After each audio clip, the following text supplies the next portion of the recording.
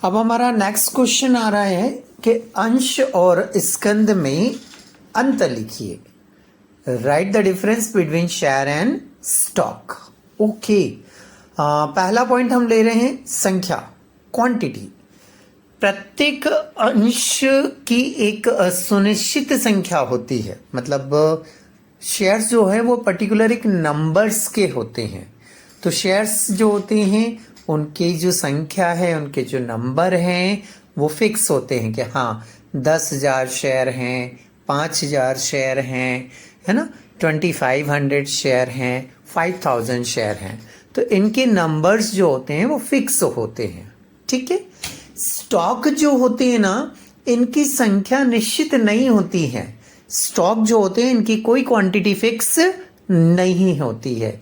अच्छा, सोचने में आ रहा होगा स्टॉक क्या होते हैं, है ना, बार बार दिख रहा है। तो ये स्टॉक का मतलब वो किराने की दुकान में जो माल बचा हुआ रखा है ना, वो वाला स्टॉक नहीं होता है, वो स्टॉक नहीं होता है। ये जो शेयर होते हैं ना, ये शेयर, इन शेयर्स को ही जब टाइम ड्यूरेशन घटा देते हैं तो वो कहलाते हैं आपके स्टॉक। जैसे फॉर एग्जांपल आपने रिलायंस कंपनी का कोई शेयर खरीदा, 2300 का है, आपने 2300 दे दिए और एक शेयर मान लीजिए आपने परचेस कर लिया। अब बताओ, ये जो शेयर है, एक शेयर है, ये आपके पास कब तक होगा? बोले सब लाइफ टाइम आपके पास होगा, बराबर ना।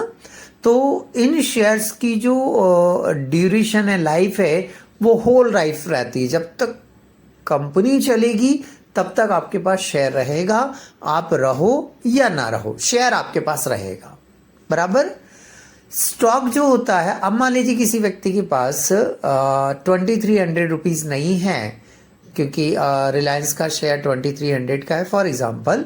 अब उसके पास 2,300 रुपीज नहीं है, उसके पास मात्र ओनली 23 रुपीज है। तो इस 23 रुपीज में भी वो इस शेयर को क्या करेगा, खरीद लेगा। बट उसे किस फॉर्मेट में खरीदेगा? स्टॉक के फॉर्मेट में। अब बोले सर फिर व्यक्ति 2300 को क्यों खरीदेगा? फिर तो वो स्टॉक 23 रुपए का 23 रुपीज का ही खरीदेगा। हाँ, तो इसमें और इसमें अंतर ये होता है कि जब यही शेयर काहे में कन्वर्ट हो रहा है? स्टॉक में कन्वर्ट हो रहा है। काहे में कन्वर्ट हो रहा है? स्टॉक में कन्वर्ट हो रहा है। तो यहां उसकी लाइफ एक सप्ताह या एक महीना हो जाएगी। मतलब जो आपने 23 रुपीज दिए हैं, वो शेयर आपके पास केवल 7 दिन तक, 7 डेज तक या 30 डेज तक ही रहेगा। उसके बाद इस शेयर की वैल्यू, इस स्टॉक की वैल्यू क्या हो जाएगी? 0 हो जाएगी।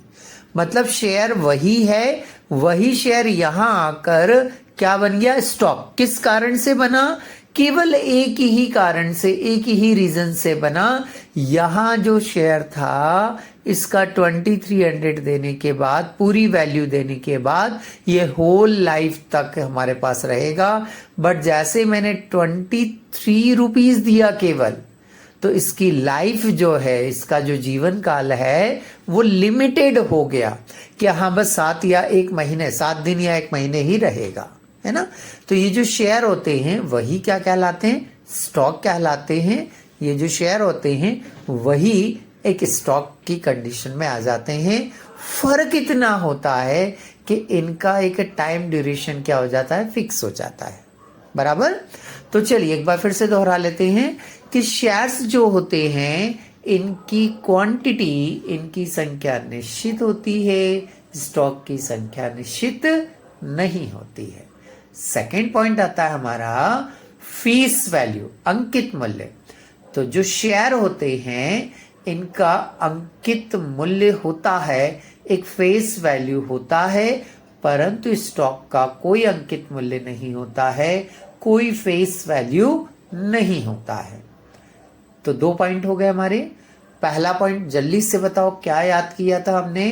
बोले सर पहला पॉइंट हमने याद किया था क्वांटिटी, और दूसरा पॉइंट हमने याद किया था फेस वैल्यू। तीसरा पॉइंट आ रहा है हमारा रजिस्ट्रेशन। तीसरा पॉइंट आ रहा है हमारा रजिस्ट्रेशन, पंजीयन। जो शेयर होते हैं वो हमेशा पंजीकृत होते हैं। Shares are always registered. अब ये रजिस्टर्ड कहाँ होते हैं आप सोच रहे होंगे, ये जो होते हैं स्टॉक एक्सचेंज में लिस्टेड होते हैं। कहाँ लिस्टेड होते हैं ये? स्टॉक एक्सचेंज में लिस्टेड होते हैं, उसको बोलते हैं हम रजिस्टर्ड। और जो स्कंद होते हैं, जो स्टॉक होते हैं, ये रजिस्टर्ड होना इनका आवश्यक नहीं होता है। Stock need not be registered. तो कितने पॉइंट हो गए हमारे? 3। जल्दी से बोलो। पहला पॉइंट क्या था हमारा? पहला पॉइंट था संख्या, क्वांटिटी। दूसरा पॉइंट अंकित मूल्य, फेस वैल्यू। तीसरा पॉइंट रजिस्ट्रेशन, पंजीयन। 3 पॉइंट हो गए। फोर्थ पॉइंट पूर्णदत्तता, फुल्ली पेड। तो शेयर्स का फुल्ली पेड होना आवश्यक नहीं है। शेयर्स का फुल्ली पेड होना आवश्यक नहीं है। जैसे एक शेयर 10 रुपए का है और अभी आपने एप्लीकेशन के केवल 2 रुपए ही दिए हैं, तो भी कंपनी आपको शेयर दे देगी। तो इसका फुल्ली पेड होना आवश्यक नहीं होता है। Shares may not be fully paid. परंतु स्टॉक की बात करें तो स्कंद हमेशा पूर्णदत्त होता है। Stock are always fully paid. ठीक है, तो अंश पूर्णदत्त नहीं होते हैं, परंतु स्टॉक जो होते हैं वो फुल्ली पैड अप होते हैं। कितने पॉइंट हो गए? 4। पहला पॉइंट क्या था? जल्दी से दोहराओ। पहला पॉइंट था हमारा क्वांटिटी, संख्या। दूसरा पॉइंट अंकित मूल्य, फेस वैल्यू। तीसरा पॉइंट रजिस्ट्रेशन, पंजीयन। चौथा पॉइंट पूर्णदत्तता, फुल्ली पैड। और 5वां पॉइंट है आपका ट्रांसफरबिलिटी, हस्तांतरण। ठीक है, अंश का हस्तांतरण केवल पूर्ण मूल्य में ही होता है। Share are transfer in whole units, whole price. जो शेयर्स होते हैं वो पूरा मूल्य ट्रांसफर होने के बाद, पूरा मूल्य देने के बाद ही कंपनी आपको ट्रांसफर करती है या आप किसी और व्यक्ति को ट्रांसफर करते हो। यदि किसी ने पार्ट पेमेंट दिया है तो ऐसा नहीं आधा शेयर उसको दे देंगे। वो यदि हमें शेयर्स का पूरा मूल्य चुकाएगा तो ही कंपनी या हम अन्य व्यक्ति को या कंपनी हमें शेयर ट्रांसफर करेगी, नहीं तो शेयर ट्रांसफर नहीं होता है। स्कंद का हस्तांतरण टुकड़ों में, पार्ट में भी किया जा सकता है। Stock can be transfer in fraction, टुकड़ों में, पार्ट में। सदस्यता, मेंबरशिप। सदस्यता, मेंबरशिप। प्रत्येक अंशधारी कंपनी का सदस्य होता है। Every share holder is a member of company. Stock holder may not be member of a company. स्कंदधारी, जिसने स्टॉक खरीदे हैं, स्टॉक होल्डर कंपनी का सदस्य होना आवश्यक नहीं होता है। चलो एक बार फिर से रिपीट कर लेते हैं।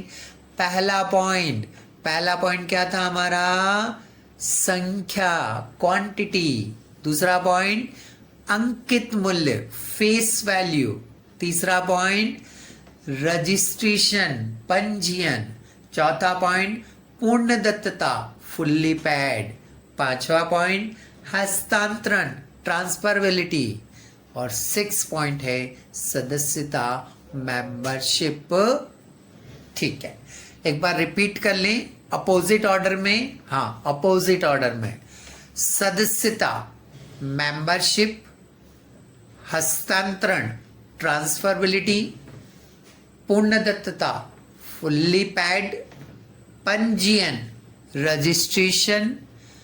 अंकित मूल्य, फेस वैल्यू। संख्या, क्वांटिटी। तो इस तरह से आपका यह आंसर यहां पर कंप्लीट हो जाता है।